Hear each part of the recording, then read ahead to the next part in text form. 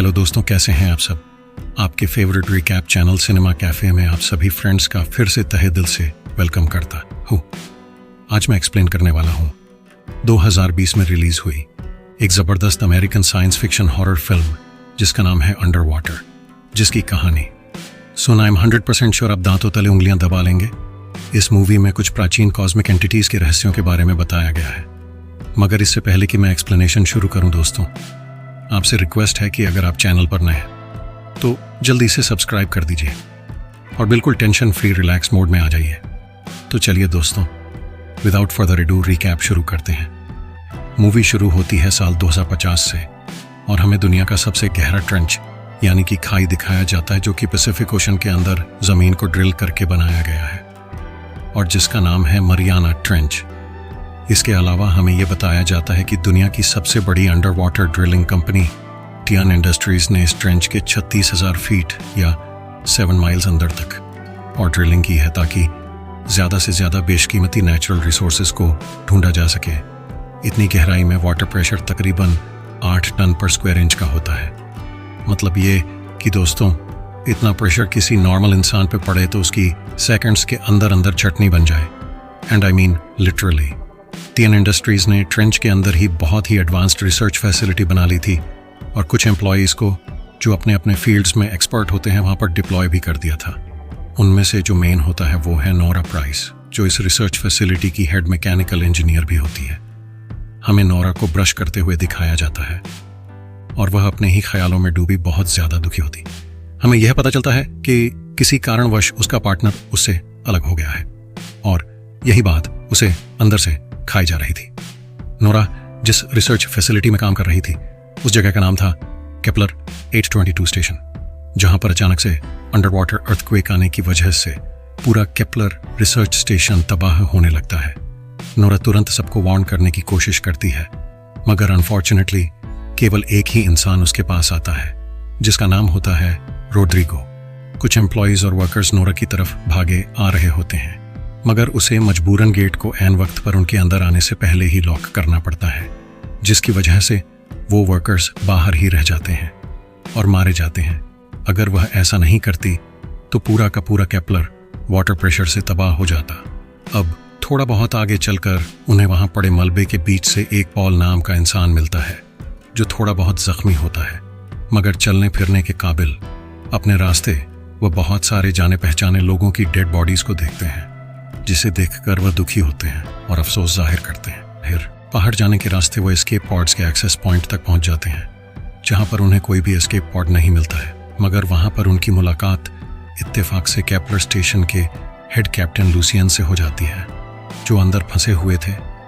Nora उनको तुरंत बाहर निकालती है और फिर चारों मिलकर केपलर वेसल के कंट्रोल बेस स्टेशन पर जाते हैं, जहां पर उन्हें 2 लोग और मिलते हैं, बायोलॉजिस्ट एमिली और इंजीनियर स्मिथ, जिनकी बातों से पता चलता है कि इन दोनों के बीच कोई अटैचमेंट पहले से थी।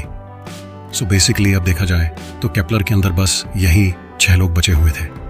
ये सारे मिलकर अपर सरफेस के साथ कांटेक्ट स्थापित करने की कोशिश करते हैं, मगर उन्हें कामयाबी नहीं मिलती है, जिसका मतलब अब ये लोग केपलर के अंदर बुरी तरह ट्रैप हो चुके थे। और कोई चारा ना देखते हुए कैप्टन लूसियन उन्हें सलाह देता है कि वह हाई प्रेशर वाटर सूट्स पहन के रोबक स्टेशन की ओर जाने की कोशिश करेंगे, जहां पर उन्हें एस्केप पॉड्स मिल सकते हैं, जिसकी मदद से वह ओशन के सरफेस तक जा सकते हैं। मगर सबसे बड़ा चैलेंज यह था कि रोबक स्टेशन तक पहुंचने के लिए उन्हें 1 मील नीचे जाना होगा, फिर और 1 मील सीधे चलना होगा। वैसे सुनने में तो ये बहुत आसान लगता है, मगर है नहीं, क्योंकि उनके पास जो अंडर वाटर सूट्स थे उनमें लिमिटेड ऑक्सीजन स्टोर करने की कैपेसिटी थी और वो कुछ ही टाइम तक वाटर प्रेशर को सहन कर सकते थे। और सबसे बड़ा खतरा होता है कंटिन्यूअसली आते हुए अंडर वाटर अर्थक्वेक्स। इसीलिए वह सब मिलकर यह तय करते हैं कि यहाँ पर बैठकर मरने से अच्छा है वह कोशिश करते हुए मरे, क्या पता शायद उनकी जान ही बच जाए। अब सब लोग एक एक करके अपना अपना सूट पहनते हैं और कुछ बोल्ट गन्स ले लेते हैं, मतलब कि ऐसे गन्स जो पानी के अंदर भी चलते हों। अब जैसे ही वो सब कार्गो एलिवेटर के अंदर जाने के लिए केपलर का गेट खोलते हैं, इमेंस वाटर प्रेशर की वजह से रोड्रिगो की पूरी बॉडी के चीथड़े उड़ जाते हैं, क्योंकि उसका सूट फॉल्टी होता है और 8 टन पर स्क्वायर इंच के वाटर प्रेशर को नहीं सह पाता। रोड्रिगो की ऐसी भयानक मौत को देख सबको एक सदमा लगता है। बहरहाल बाकी बचे 5 लोग मिलकर कार्गो एलिवेटर की मदद से 1 मील नीचे की ओर जाने लगते हैं, मगर 200 मीटर मार्क तक नीचे पहुंचकर उन्हें फील होता है कि एक अर्थक्वेक फिर से आ रहा है। नीचे पहुंचने पर वह अपने सीसीटीवी कैमरास को ऑन करके चेक करते हैं तो उन्हें बहुत सारे एस्केप पॉड्स दिखाई देते हैं। तो उन्हें ऐसा लगता है कि शायद वहां पर कोई सर्वाइवर्स हो। इस चीज को चेक करने के लिए स्मिथ और पॉल वहां पर जाते हैं तो उन्हें एक एस्केप पॉड खुला हुआ मिलता है और उसके अंदर कुछ एग्स यानी कि अंडों जैसा मौजूद होता है। जैसे ही पॉल उनमें से एक अंडे को छूने की कोशिश करता है, उसके अंदर से एक भयानक सा क्रीचर निकलता है और पॉल पर जानलेवा पर हमला कर देता है। मगर स्मिथ बड़ी दिलेरी से अपने बोल्ट गन की मदद से उस क्रीचर को मार गिराता है। जब पॉल और स्मिथ उस क्रीचर की बॉडी को चेक करने के लिए अंदर लाते हैं तो बायोलॉजिस्ट एमिली बोलती है कि यह कोई अननोन क्रीचर है जिसका अभी तक आविष्कार नहीं हुआ है और हो सकता है कि शायद इन्हीं जीवों के ऊपर रिसर्च करने के लिए टियन इंडस्ट्रीज ने यह फैसिलिटी बनाई है। सारे उस क्रीचर को देखकर दंग रह जाते हैं क्योंकि उन्होंने आज तक ऐसा भयानक दिखने वाला क्रीचर नहीं देखा था। वह सारे उस क्रीचर को ऑब्जर्व कर ही रहे होते हैं कि उन्हें एक और अर्थक्वेक का झटका महसूस होता है। उन्हें साथ साथ यह भी फील होता है कि कोई तो जरूर है जो इस फैसिलिटी के ऊपर उनके साथ साथ चल रहा है और उनका पीछा कर रहा है। तभी वो देखते हैं कि कोई दूसरा क्रीचर उन्हें ऊपर की खिड़की से देख रहा है। उस अजीब से क्रीचर को देखकर सभी लोग बहुत ही ज्यादा डर जाते हैं। उन्हें लगता है कि यह बाहर वाला जो दूसरा क्रीचर है वह उस क्रीचर को वापस लेने आया है जो अभी अभी एग से निकला है। सारे मिलकर रोबक स्टेशन की तरफ जा ही रहे होते हैं कि केपलर एक और भयानक अर्थक्वेक की वजह से फट जाता है, जिसकी वजह से केपलर का डिब्री यानी कि मलबा उनकी ओर गिरने लगता है। मगर खुशकिस्मती से किसी को कोई नुकसान नहीं पहुंचता, मगर स्मिथ के सूट का ऑक्सीजन सोर्स इसकी वजह से खराब हो जाता है। सारे लोग मिलकर स्मिथ को बचा के लेकर आते हैं और एक्सेस टनल की मदद से आगे बढ़ने लगते हैं।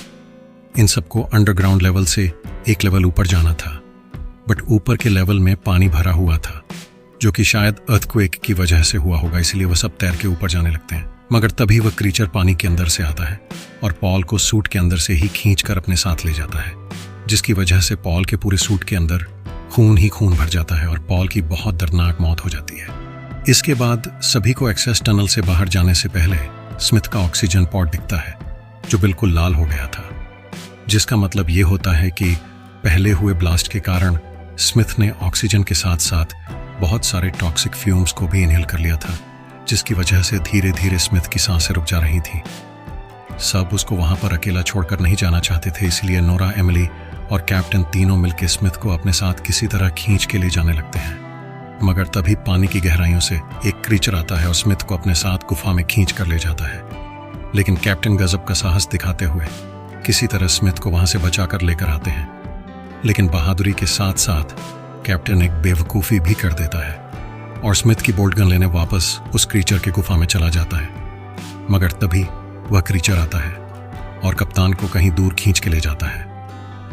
नोरा किसी तरह आनन फानन में कैप्टन को बचाने का प्रयास करती है, मगर इसी जिद्दोजहद में दोनों एक हाई प्रेशर एनवायरनमेंट में फंस जाते हैं जहां पे ओशन का वाटर प्रेशर कई गुना ज्यादा होता है, जिसकी वजह से उनके सूट्स खराब होने लगते हैं। अब यहाँ पर कैप्टन अपनी ही कुर्बानी दे देता है ताकि नोरा बच जाए, जिसकी वजह से नोरा बहुत डिप्रेस्ड हो जाती है थोड़ी देर, और चलते चलते नोरा शेफर्ड स्टेशन पहुंचती है जहां पर कैप्टन पहले काम किया करते थे। यहाँ पर नोरा को उनका यानी कि कैप्टन का लॉकर मिलता है, जिसको देखने के बाद नोरा को लगता है कि शायद कैप्टन के पास इन क्रीचर्स के बारे में बहुत ज्यादा नॉलेज थी। शेफर्ड स्टेशन से नोरा पीछे छूटे एमिली और स्मिथ के साथ कांटेक्ट करने की बहुत कोशिश करती है, मगर नाकाम रहती है। यहाँ पर नोरा को एक नया प्रेशराइज्ड सूट मिलता है, जिसको पहन के और एक ब्लास्ट गन हाथ में लेकर वह आगे की तरफ यानी रोबक स्टेशन की तरफ बढ़ने लगती है। मगर तभी उसे रास्ते में डरी, सहमी और खौफ के आलम में सराबोर एमिली दिखाई देती है, जिसे वह होश में लेकर आती है। वहां पर स्मिथ भी था, मगर उसकी हालत बिल्कुल भी ठीक नहीं थी। वो दोनों स्मिथ की बॉडी को खींच के रोबक स्टेशन के अंदर ले आते हैं और अंदर ले आने के बाद उसका हेलमेट तोड़ देते हैं क्योंकि वह सांस नहीं ले पा रहा था। अब तीनों एक साथ सही सलामत थे, मगर उनकी मुश्किलें खत्म नहीं हैं बल्कि शुरू ही हुई थी।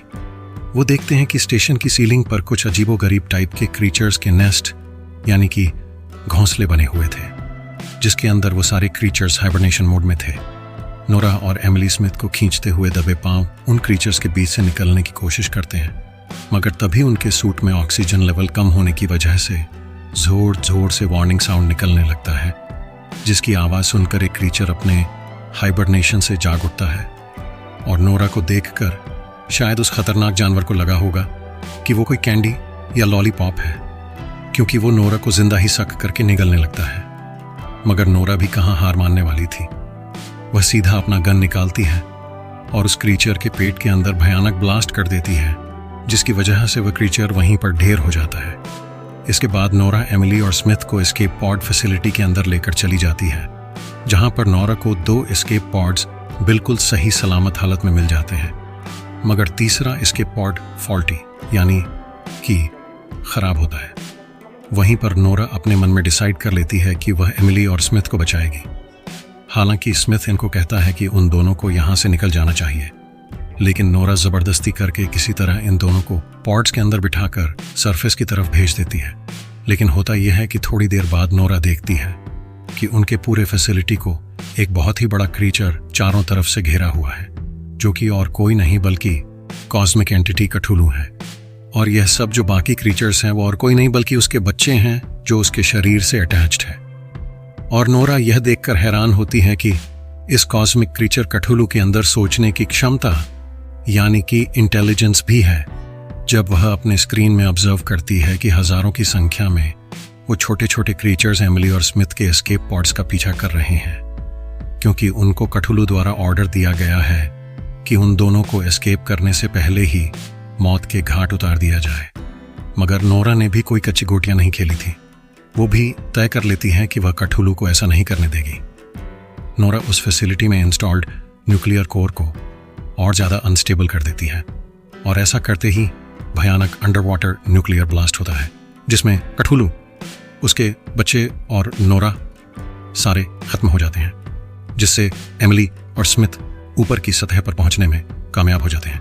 कुछ दिनों बाद न्यूज़पेपर आर्टिकल्स में हम देखते हैं कि एमिली और स्मिथ ने अपने अपने बयानों में ये बोला है कि नीचे कुछ ना कुछ तो ज़रूर है जिसके बारे में कोई नहीं जानता, मगर टीएन इंडस्ट्रीज इस पूरी घटना को कवर अप कर देती है।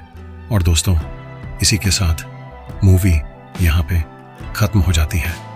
तो दोस्तों, उम्मीद करता हूँ कि आपको एक्सप्लेनेशन अच्छा लगा होगा। अगर पसंद आया तो प्लीज़ लाइक और सब्सक्राइब करना मत भूलिएगा। Thank you for watching.